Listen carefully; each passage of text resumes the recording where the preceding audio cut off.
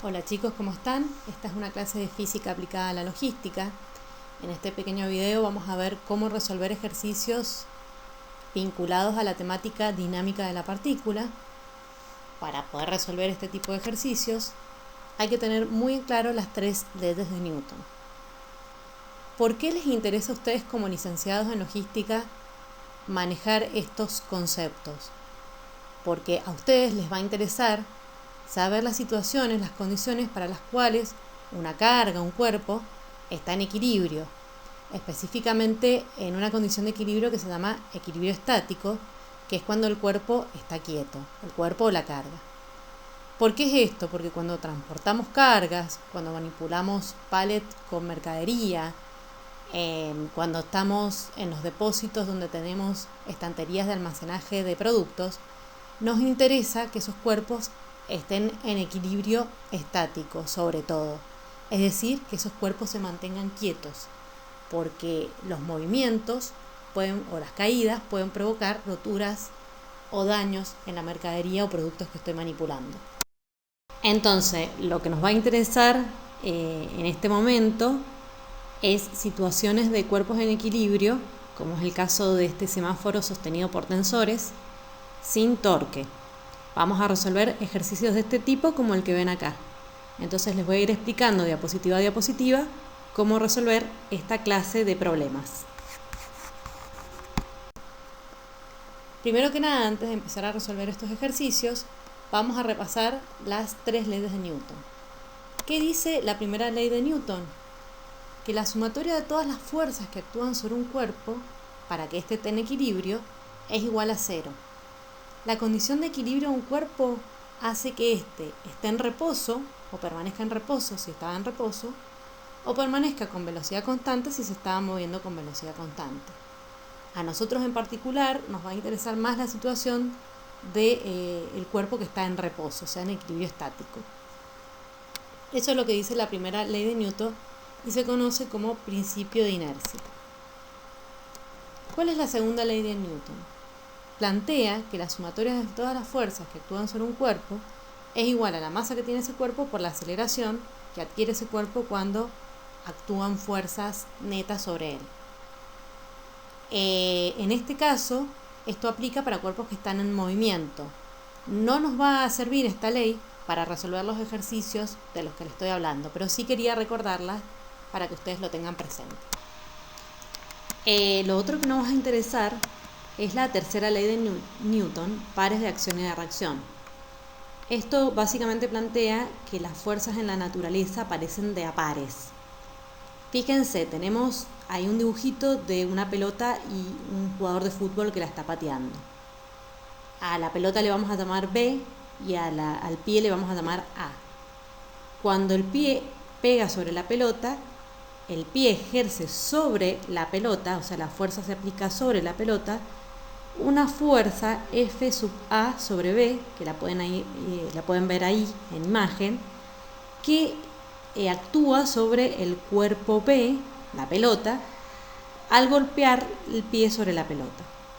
Pero a su vez la pelota le responde al pie, ejerciendo sobre el pie una fuerza F sub B sobre A, de igual magnitud, pero en dirección contraria. Entonces fíjense que esas fuerzas son iguales en magnitud, contrarias en dirección, pero que aplican una sobre B, la pelota, y otra sobre A, la persona. Siempre estos pares de acción y reacción aplican sobre cuerpos diferentes. Entonces, ¿cómo hacemos para resolver ejercicios de física? Fíjense que acá yo les estoy poniendo una serie de pasos para resolver problemas de física que aplican para cualquier temática de la física. Esta ahora la vamos a explicar específicamente para el tipo de problemas que vamos a resolver en esta clase, que son cuerpos que están en condición de equilibrio estático. Lo primero que tenemos que hacer es identificar las ideas de las físicas relevantes para resolver el problema y también identificar la incógnita del problema. ¿Cuáles son las ideas de la física relevantes para resolver problemas de los que estamos hablando, de lo que les estoy comentando? Y acá lo que me interesa son las leyes de Newton, las 3 leyes de Newton.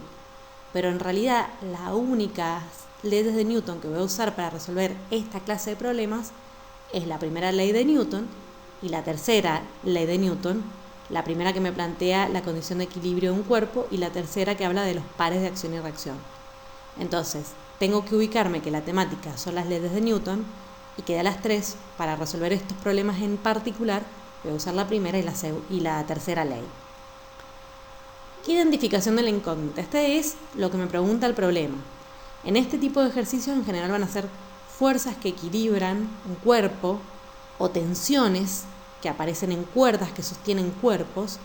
En términos generales, esas son las incógnitas que aparecen en este tipo de ejercicios.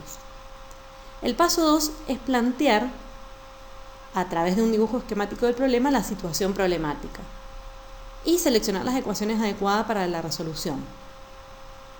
En el dibujo esquemático les recomiendo que aprovechen y cuando lo hagan, coloquen en el mismo esquema los datos que nos da el problema, lo que conocemos que nos da el problema, y las incógnitas, lo que no sabemos, lo que queremos calcular.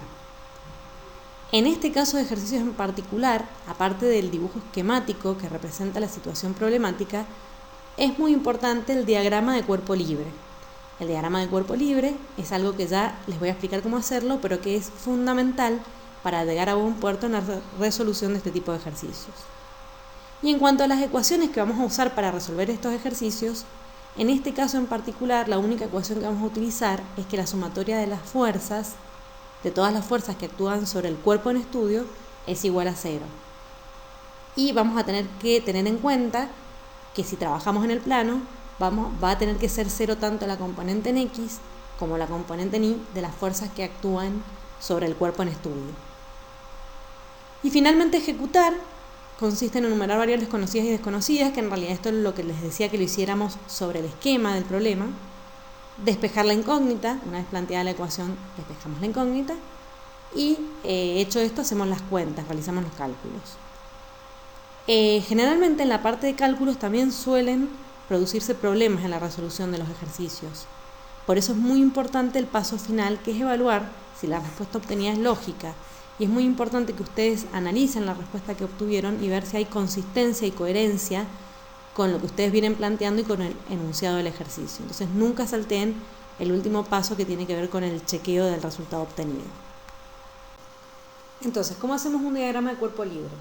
Primero que nada tenemos que tener bien claro cuál es el cuerpo en estudio, o sea, cuál es el cuerpo al que le queremos hacer el diagrama de cuerpo libre. Una vez que tenemos claro, identificamos bien cuál es el cuerpo en estudio, tenemos que identificar las fuerzas que actúan sobre ese cuerpo en estudio. Y esas fuerzas son debidas a las interacciones de los demás cuerpos sobre este cuerpo en particular que estoy estudiando. Entonces, en el diagrama de cuerpo libre, una vez identificado el objeto de estudio, tengo que poner todas las fuerzas que los demás cuerpos hacen sobre este. Y no debo colocar en el diagrama de cuerpo libre las fuerzas que el cuerpo en estudio hace sobre los demás. ¿Sí? El diagrama de cuerpo libre solo tiene en cuenta las fuerzas que los demás cuerpos hacen sobre el objeto de estudio. Una vez que identifique todas esas fuerzas, lo que me conviene es trazar un par de ejes XY y graficar el objeto en ese par de ejes y todas las fuerzas con las direcciones y sentidos correspondientes. ¿Se acuerdan del semáforo que teníamos en una de las primeras diapositivas? Fíjense, ahí tenemos un diagrama de cuerpo libre del semáforo, bajo el índice sub B, en donde las fuerzas que aparecen son dos. La del peso del semáforo y la T sub 3, que es la fuerza que hace el tensor que está en contacto directo con el semáforo. Ese es un diagrama de cuerpo libre. Además, bajo el índice C, tenemos otro diagrama de cuerpo libre, que en este caso representa el diagrama de cuerpo libre del nudito que une los 3 tensores o los 3 cables. Entonces fíjense, ahí pueden ver las 3 fuerzas que actúan sobre ese nudito, la T1, T2 y T3, con sus direcciones y sentidos. Una cosa importante a destacar es que para resolver ejercicios de este tipo, las fuerzas que están en el plano, que son el caso de la T1 y T2, se tienen que descomponer en la dirección X y en la dirección Y para poder resolver el ejercicio, ¿sí? No podemos trabajar con sumatorias de fuerzas para trabajar analíticamente. No puedo trabajar sumando directamente T1 y T2 en el plano. Debo descomponerlas a ambas en la dirección X e Y para poder trabajar las ecuaciones. Fíjense acá, tenemos dos basquetbolistas. Uno que está en el aire, sobre él solo actúa la fuerza de su propio peso. Y otro basquetbolista que está en el piso, quieto en el piso, sobre el cual actúan dos fuerzas, su peso y la reacción del piso que el piso hace sobre el cuerpo de este basquetbolista.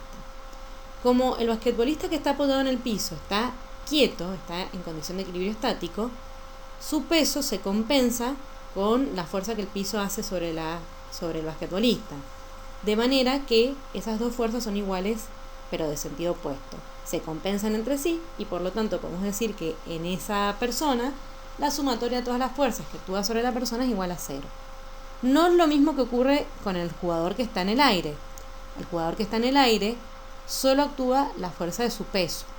¿Qué quiere decir? Que como no hay nada que contrarreste su peso, esa persona no está en equilibrio. ¿Qué quiere decir? Esa persona se está moviendo con cierta aceleración.